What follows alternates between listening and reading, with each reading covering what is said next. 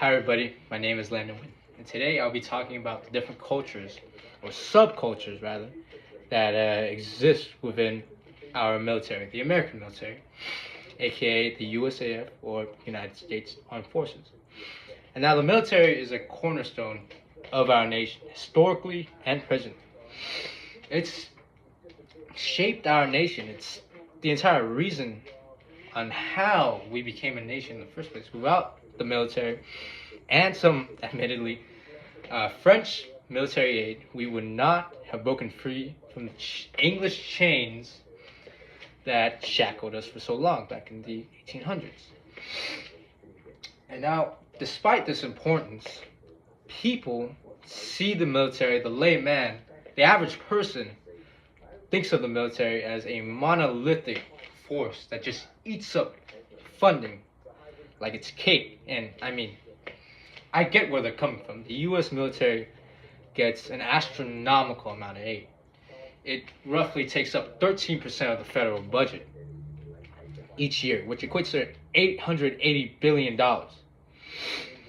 And that's only rising. So, I think that fact alone, the fact that it's so big, makes people sway its nuances away. And its nuances include the fact that it's split into 6 different branches. It's divided by 6. And these branches all have different MOs, modus operandi, and have different subcultures to match.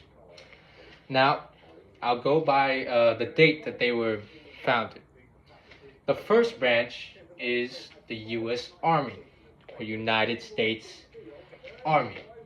It started out as the Continental Army on June 14, 1775, and operates our land-based forces. In war, it is primarily used to fight battles on land, on continents, or even islands for that matter, if the transport is there. And so, being a primarily war-fighting force, designed and trained for war, the people in there are more rugged. They admire grit the most out of all the other branches, maybe aside from one other one. Them and the other one are the hardest of the military. Their forces, their members, are very, very serious in their approaches to life.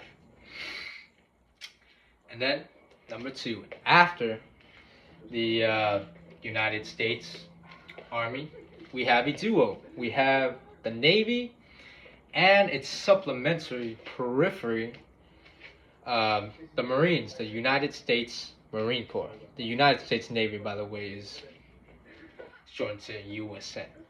Now, these two are more marine-based. There are more water-based branches that focus their operations on the water. The Navy is specifically on the water for months at a time in a year. They are to the Army. They're to the Army what a turtle is to a tortoise.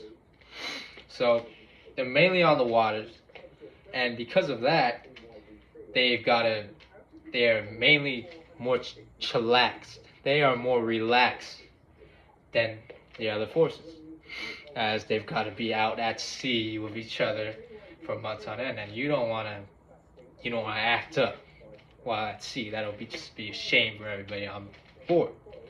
And then the Marines are like the Army and the Navy fused together. They're meant to supplement the Army in gathering recon in a war. They are more land-based than the Navy. Did I say Army there? I meant Navy, I'm sorry. They are meant to supplement the Navy in a war with land operations. And because they're related to the Navy and on land, they're referred to as amphibious. And unlike the Army and Navy, they are mainly an infantry-based branch, meaning that they don't have much equipment. That most of their presence comes from their members themselves. And they are contending with the Army in terms of the amount of grit that each member has. Their culture, like the Army, values grit the most, along with perseverance. Now, you have the Coast Guard, which came to be on January 28th, 1915. It's a relatively newer branch, and it's very much like the Navy, but there's one big difference between them and the Navy.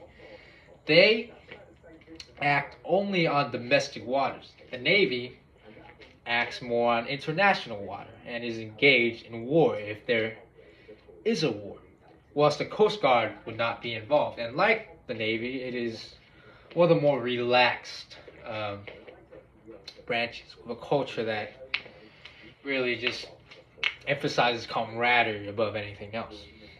And after that, you have the Air Force, which was founded on September 18th, 1947, which was shortly after World War II, as aircraft was popularized in World War II. They are the most professional out of all the branches. And them, along with the Space Force, which is to them what the Marines are to the Navy, except they're going to be in space. Those two branches value intelligence and academia above all else. They are more in tune with their mind than the other branches. So, I hope I gave you guys a better look at our military and the differences between each branch. I hope you guys came out of this with a new perspective on the military as a whole. Thank you.